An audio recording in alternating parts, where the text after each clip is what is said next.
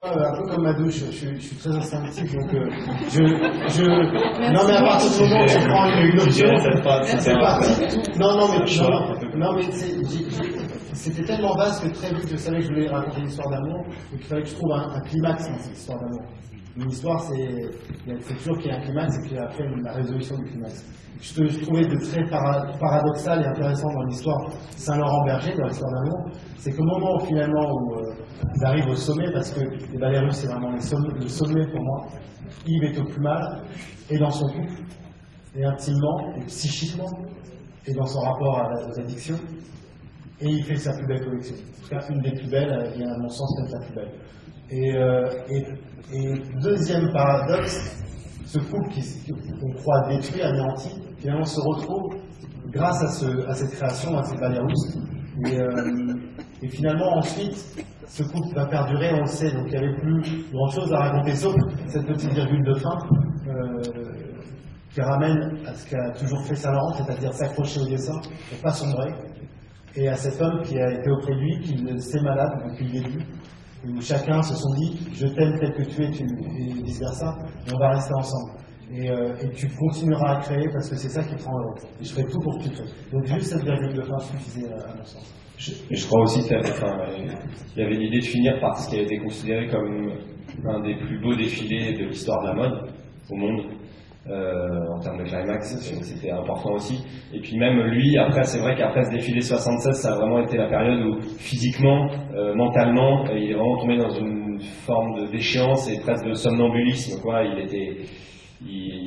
Ça devenait très dur de lui parler. C'est vrai que tous ses amis, quand il te raconte les dernières années, mais à partir de, tu vois, 75-76, il a fait un vrai décroché, quoi. Et puis il était là de temps en temps, mais il y avait un truc très absent.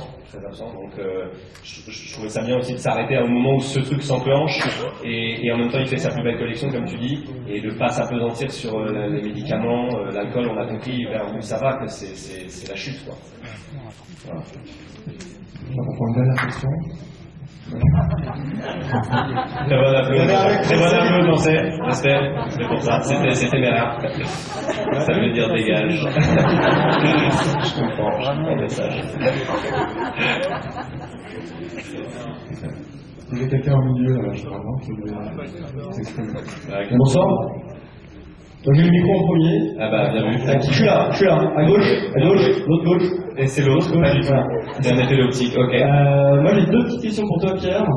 La première c'est, est-ce que tu es fumeur? Non, pas du tout. Non. Et alors qu'est-ce que ça fait de fumer pendant toute la moitié du film? Je m'y suis mis pendant la préparation. Et nous qui souffrions. Ouais. Je m'y suis mis pendant la préparation et puis histoire de commencer un petit peu avant, quoi. Et puis après, mais j'ai arrêté le jour même. Hein. C'est définitivement pas bon. C'est des cigarettes de cinéma, ce qu'on appelle. On est en train de vous révéler un truc énorme. C'est-à-dire c'est des cigarettes sans tabac, quoi. C'est l'eucalyptus, c'est des cigarettes qui étaient en vente en pharmacie avant, qui sont à gros déglingo le mec. L'eucalyptus, les gars. Il a cher. Quel rôle. Allez, ça sort. C'est atroce, l'odeur insupportable. Ouais, je vous ai enfumé la gueule. Donc lui ça allait, mais nous c'était galère. Comme j'avais fumé beaucoup, en fait, et moi on m'a raconté qu'il fumait vraiment 2 clopes en même temps. Parfois il en avait une dans chaque main pendant qu'il dessinait, parfois 3 dans le cendrier, il en fumait une autre. Donc je me suis dit, comme je suis pas fumeur à la base, je me suis dit, on m'a proposé des clopes, ce qu'ils appellent des clopes de cinéma, quoi, eucalyptus, machin et tout, donc j'ai dit oui. Du coup, tant pis pour nous. Vous êtes flingué de tournage. Ok. Et alors ma deuxième question, il faut que j'en profite pendant que t'es là, ça fait un moment que je veux te la poser. Voilà. Non, je vais pas te permis là. On parlait de vestiaire tout à l'heure avec les médicaments, les pantalons, tout ça, ça m'a pensé un truc. Pierre, est-ce qu'on peut aller sur ta lune habillée en Yves Saint Laurent? Ah, alors je vais démarrer une lune. Alors oui. Alors je passe le micro à côté. Est-ce qu'on peut y aller avec un costume Dior? Oui. Attendez, vous connaissez tous ce jeu de la lune? J'y crois pas. En gros, pour résumer pour ceux qui connaissent pas, c'est un jeu dans le film Comme des frères que j'ai fait et qui est devenu hyper culte. Non, pas du tout. Mais j'hallucine que ces gens connaissent. Du coup, on continuera cette lune sur Twitter et vous devinerez ce que c'est peut-être. Je viens de l'inventer du coup, elle est un peu pourrie, mais vous pourrez quand même la deviner. C'est tout. Il y a autre chose. Et il y a une question là-bas. Ah oui, j'ai pas voulu t'attendre depuis un petit moment. Ah ouais. Oui, c'est vous. On entend. On entend hyper bien. Ouais, on entend.